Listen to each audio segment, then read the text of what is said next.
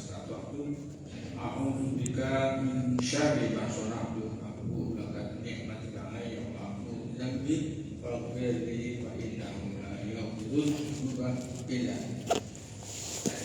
Ladies and gentlemen, how are you this afternoon? Fine, thank you. Wa'alaikum, apa kabar? Alhamdulillah, disehatin wa'afiat. Alhamdulillah. Mari kita bersyukur, nasyukurullah wa natubu ilaih yang telah memberikan kesehatan, kesempatan sehingga pada pagi hari ini kita bersama bisa menikmati sholat subuh berjamaah diimami oleh Imam Hafidz Al-Quran yang begitu merdu. Mudah-mudahan mendapatkan pahala dari Allah Subhanahu wa Ta'ala. Amin. Materi saya tentang haji dan umrah. Ini sebagian besar jamaah kita ini, kalau kita lihat dari wajahnya ini umur-umur lansia ini. Lansia itu kan di usia. Kalau menurut WHO, World Health Organization, itu lansia dimulai dari tahun umur 60 tahun real. Tapi kalau dari di dataran hajian itu dimulai tahun ini nanti 65 tahun. 65 tahun itu akan mendapatkan spesialisasi, sehingga lansia itu dalam pelaksanaan ibadah haji itu mendapatkan kesempatan. Ada sekitar 5% dari umur lansia itu yang mendapatkan didahulukan. Nanti kalau yang umur sudah 65 ke atas, yang sudah menunggu sampai 5 tahun, menunggu antrian, nanti bisa mengajukan, bisa didahulukan. Jadi walaupun sebenarnya harusnya tahun 2030, tapi karena sudah menunggu 5 tahun, yang lansia ada sekitar 5%. Itu diberikan kesempatan untuk didahulukan, dan bahkan bisa mencari pendamping. Jadi kalau ada yang sudah berumur 65 tahun ke atas, bisa berangkat cari pendamping, juga pendampingnya anaknya, menantunya, atau keluarganya, atau suaminya atau istrinya yang sudah menunggu 5 tahun juga. Jadi sudah menunggu 5 tahun ke tempat lain, dan juga bisa dijadikan pendamping. Cuman pendamping cuma 1 orang. Jadi kalau pendampingnya itu suami istri, ya cuma dikasih 1 orang. Belum milih suami atau istrinya atau anaknya. Ini kesempatan yang diberikan kepada lansia. Jogja mendapatkan 150 lebih dikit, 155 lansia yang didahulukan. Nah, kemudian hanya sekarang tahun 2026 ini dari pemerintah Saudi Arabia telah memberikan warning agar pemerintah Indonesia ini betul-betul melaksanakan cek kesehatan dengan sebenar-benarnya. Jangan sampai nanti dicap Indonesia ini mengajukan mayat untuk haji. Karena di Indonesia ini yang meninggal dunia setiap tahun itu separuh dari seluruh jamaah haji dunia, separuhnya itu dari Indonesia. Kalau kemarin tahun 2025 itu 465 yang meninggal dunia. Nah, sehingga tahun depan ini lansia nggak masalah, yang penting cek kesehatannya itu lulus, disebut sebagai surat istitoah. Jadi nanti sebelum pelunasan juga mempunyai kuota masuk, tapi kan belum pelunasan. Sebelum pelunasan akan dicek dulu kesehatannya. Kalau betul-betul lulus, nanti baru bisa melunasi. Ini cek kesehatan akan ditingkatkan, jantungnya sudah masih bagus, ginjalnya juga, paru-parunya dan sebagainya. Kalau sudah ada penyakit yang berat, maka tidak boleh berangkat. Terutama kalau yang cuci darah juga sudah nggak boleh berangkat cuci darah, apalagi yang melahirkan di sana. Kan tahun kemarin itu ada yang melahirkan di sana, itu udah jelas itu kalau hamil nggak boleh berangkat. Ada yang melahirkan bukan cuma 1 dan 5, 5 orang yang melahirkan di atas rumah sakit. Maka pemerintah Arab Saudi sekarang ini betul-betul cek keras gitu.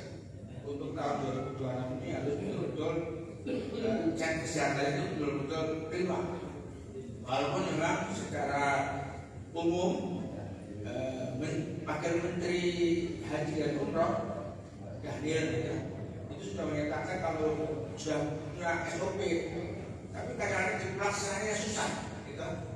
Jadi di mana orang sudah sampai 20 tahun, 15 tahun terus harap makan atau insya gitu. Terus cari-cari jalan supaya bisa berangkat.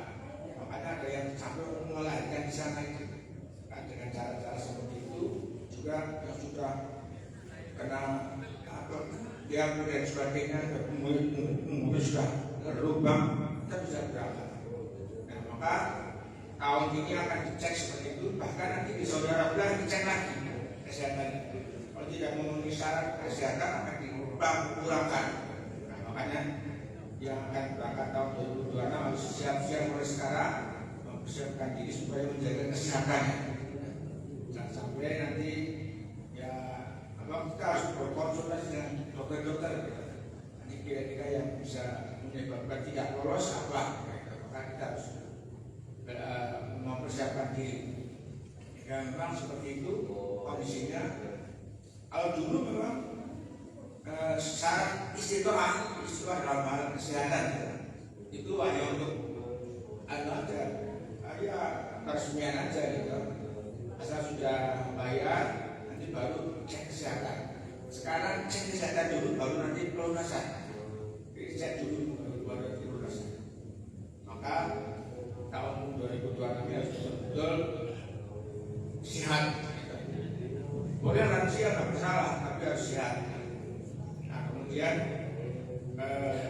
secara umum pemerintah Saudi Arabia memberikan toleransi untuk kematian, toleransi kematian itu. Di antara 100.000 jamaah itu toleransinya mereka mentolerir 30 orang yang meninggal dari 100.000 orang. Padahal Indonesia ini mendapatkan kuota dari Saudi Arabia itu setiap tahun 221.000 itu kuota resmi. Nah maka kalau yang dari 221.000 itu yang meninggal sekitar 60-70 orang, nggak apa-apa, itu kita.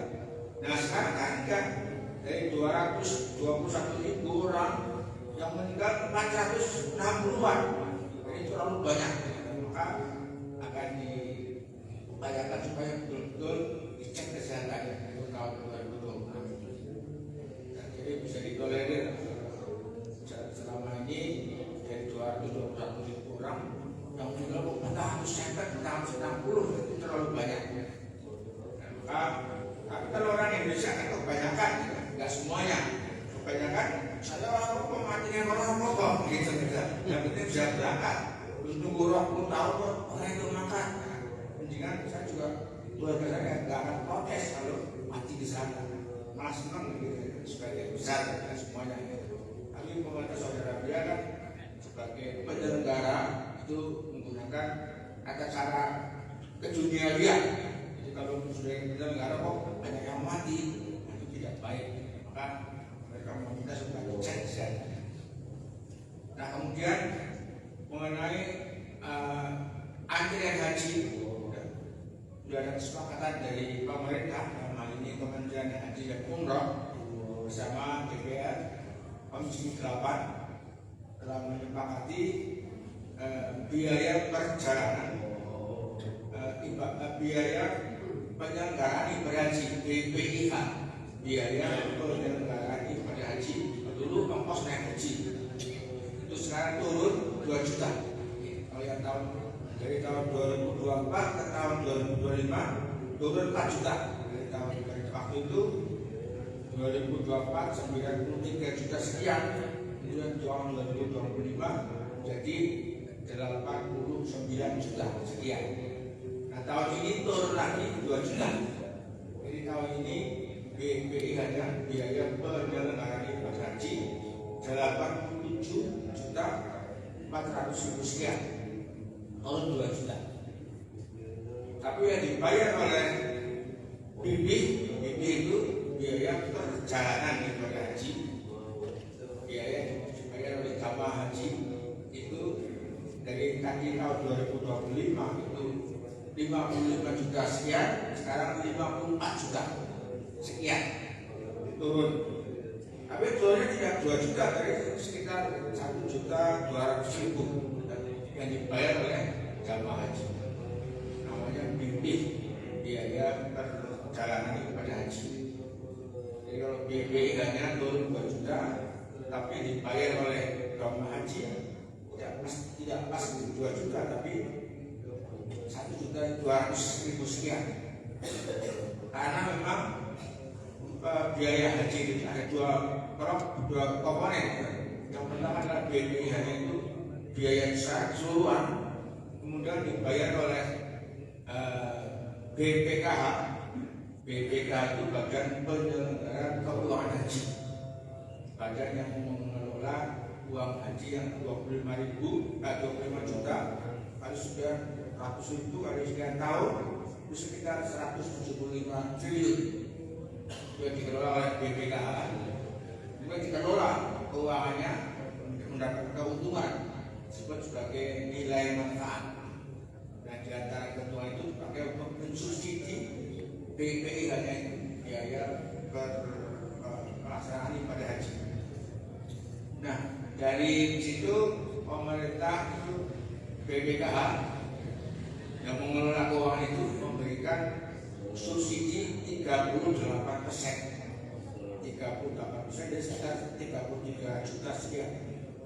Nah, yang dibayar oleh jamaah 54 juta sekian.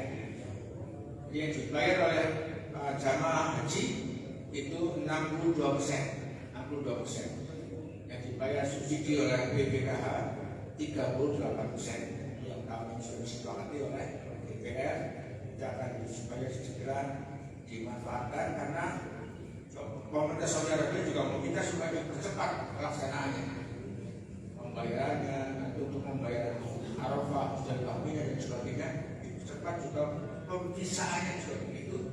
Maka nanti mulai Syawal tanggal 1 itu sudah stop pembuatan pisahnya, maka harus dipercepat. Dan kemudian urutan antrian itu mulai tahun 2026 berubah total. Tadinya ada kabupaten, kota madya, provinsi yang itu satu daftar tunggunya sampai 47 tahun. Di Kabupaten Bantaeng, Sulawesi Selatan itu daftar tunggunya 47 tahun. Bayangkan, yang daftar sudah 60 tahun, itu begitu berapa sudah 100 tahun lebih. Nah, ada juga yang di Papua itu hanya 11 tahun. Papua itu Maluku Utara 11 tahun. Nah, karena itu agar rasakan tidak adilan, dan juga dalam hal subsidi. Subsidinya itu kalau yang sudah nunggu 30 tahun atau 25 tahun berangkat, sama yang baru 11 tahun berangkat sama, karena subsidi yang 30 sekarang 38%. Nah, makanya tahun 2026 disamaratakan, data tunggunya disamaratakan. Dari dihitung dari kuota haji Indonesia itu tiap tahunnya 221.000, dibagi yang sudah antri di Indonesia itu adalah 5.500.000. Nah, itu antri itu dibagi 221.000, ketemunya 26 tahun, 26,4 bulan. Maka mulai tahun 2026 ini data tunggunya semuanya sama untuk Indonesia. Maka yang tadinya kalau Jogja ini mendapatkan data tunggunya 34 tahun, mulai tahun 2026 ini menjadi 26 tahun, lebih cepat.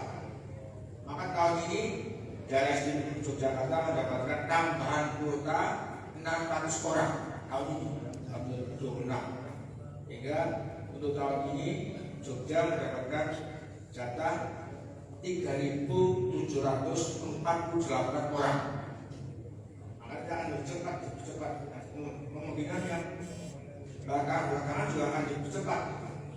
Nah, bagi yang provinsi-provinsi kayak Papua itu yang tadinya 11 tahun menjadi 26 tahun daftar tunggunya. Jadi mereka lebih lama. Ada 10 provinsi yang kemudian mendapatkan keringanan, mendapatkan tambahan kuota, termasuk daerah istimewa Yogyakarta. Alhamdulillah tidak antrian yang terlalu panjang. Jadi kalau Jogja daftar besok, tunggunya 26 tahun dulu, daftar besok, akhir tunggunya 34 tahun. Ada kesepakatan semuanya di semua daerah sama, bisa mengatakan 26 tahun. Mudah-mudahan betul-betul terlaksana sehingga kita dapat melaksanakan haji dengan sebaik-baiknya, dan semuanya yang kita berada di masjid ini mudah-mudahan diberikan kemudahan agar kemudahan yang melaksanakan ziarah ke tanah suci, baik itu untuk umrah maupun untuk haji. Amin ya rabbal alamin. Mari kita akhiri dengan membaca surat Al-Asr.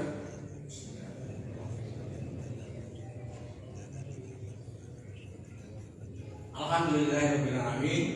Al-afwu minkum. Assalamualaikum warahmatullahi wabarakatuh.